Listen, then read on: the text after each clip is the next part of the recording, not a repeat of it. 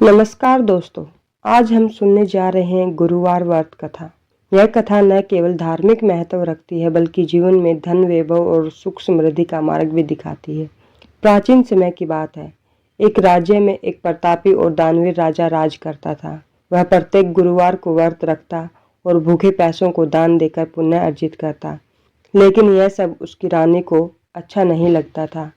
वह स्वयं व्रत नहीं करती और राजा को भी ऐसा करने से मना करती। एक दिन राजा शिकार खेलने जंगल चले गए। महल में रानी और दासी अकेली रह गई। उसी समय बृहस्पति देव साधु का रूप धारण कर भिक्षा मांगने महल पहुंचे। साधु ने रानी से भिक्षा मांगी तो रानी ने क्रोधपूर्वक कहा, महाराज, मैं इस दान पुण्य से बहुत तंग आ गई हूँ। आप कोई ऐसा उपाय बताइए कि हमारा सारा धन नष्ट हो जाए ताकि मैं चैन से रह सकूं। साधु स्वरूप बृहस्पति देव ने कहा, हे देवी, धन और संतान से कोई दुखी नहीं होता। यदि धन है तो इसे शुभ कार्यों में लगाइए, कन्याओं का विवाह कराइए, विद्यालय बनवाइए, बगीचे लगवाइए। ऐसा करने से तुम्हारे दोनों लोग सुधरेंगे।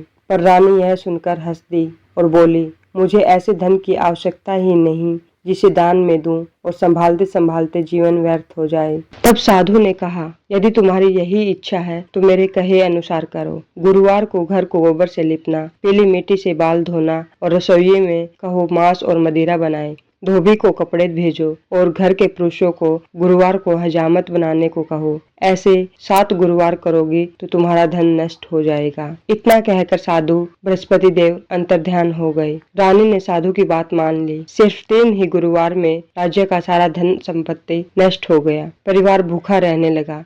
राजा भी असहाय होकर रानी से बोले, मैं परदेश जाकर काम करूंगा, यहाँ कोई छोटा काम कर नहीं सकता। राजा परदेश चले गए और लकड़ी काटकर बेचने लगे। इधर महल में रानी और दासी भूखे प्यासे दिन बिताने लगी। 7 दिन तक अनाज का दाना नसीब नहीं हुआ। तब रानी ने दासी को अपनी बहन के पास भेजा जो पास के नगर में रहती थी और बहुत धनवान थी। उस दिन गुरुवार था। रानी की बहन कथा और पूजन कर रही थी। दासी ने संदेश दिया पर बहन ने कथा के दौरान कोई उत्तर नहीं दिया। दासी दुखी होकर लौटी और रानी को सब बताया। रानी ने अपने भाग्य को कोसा। कथा समाप्त करने के बाद बहन को अपनी गलती का एहसास हुआ।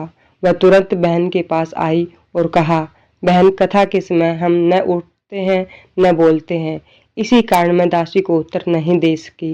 रानी की आंखों में आंसू बहने लगे। उसने बताया कि 7 दिनों से घर में अनाज तक नहीं है।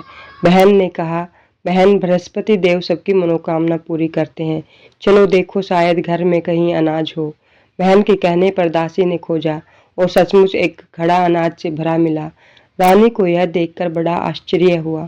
दासी ने कहा, रानी, यह सब बृहस्पति देव की कृपा है। क्यों न उनसे व्रत और पूजा की विधि पूछ लें। रानी की बहन ने बताया, गुरुवार को केले की जड़ में भगवान विष्णु का पूजन करो, चना मुनक्का चढ़ाओ और दीपक जलाओ, पीला भोजन ग्रहण करो, कथा सुनो, बृहस्पति देव प्रसन्न होकर सुख समृद्धि देंगे। अगले गुरुवार रानी और दासी ने श्रद्धा से व्रत रखा। उन्हें पीला भोजन कहाँ से मिलेगा यह चिंता थी। तभी बृहस्पति देव साधारण मनुष्य का रूप धारण लेकर आए और 2 थाल पीले भोजन के दे गए। भोजन पाकर वे दोनों भाव विभोर हो गई। फिर लगातार गुरुवार का व्रत करती रही। बृहस्पति देव की कृपा से महल में फिर से सुख समृद्धि लौट आई। रानी को दासी ने समझाया, रानी, हमें धन का सही उपयोग करना चाहिए, भूखों को भोजन कराना चाहिए, दान पुण्य करना चाहिए, तभी कुल का यश बढ़ेगा, पितरों की शांति होगी और जीवन सुखी होगा। रानी ने यह सीख मान ली और अपना धन शुभ कार्यों में लगाने लगी। पूरा नगर उनकी प्रशंसा करने लगा। दोस्तों, यही है बृहस्पतिवार व्रत कथा। यदि आपको यह कथा अच्छी लगी हो तो वीडियो को लाइक करें और चैनल को सब्सक्राइब करना न भूलें। धन्यवाद।